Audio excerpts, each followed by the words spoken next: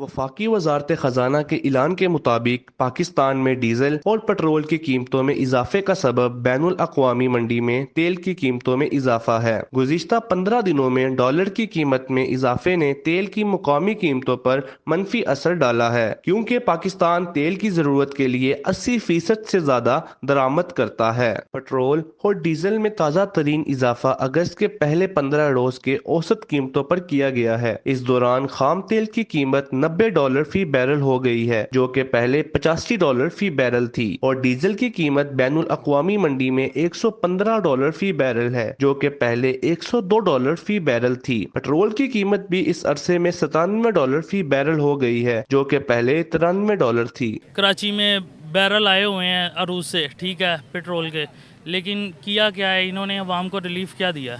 कुछ भी नहीं। बढ़ती जा रही है, पेट्रोल अपनी जगह पे ठहर नहीं रहा।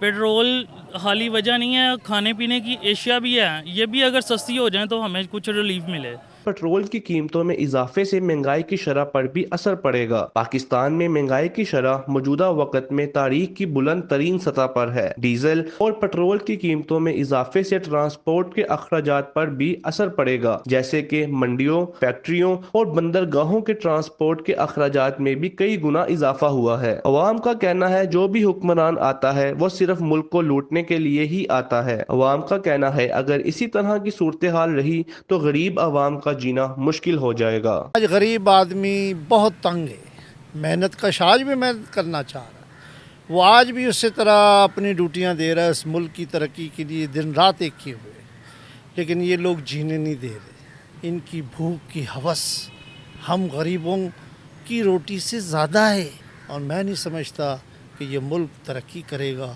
और इस मुल्क से महंगाई और गुर्बत ख़त्म होगी। खुदारा इस मुल्क की असास और इस मुल्क के गरीबों का कुछ ख्याल कीजिए।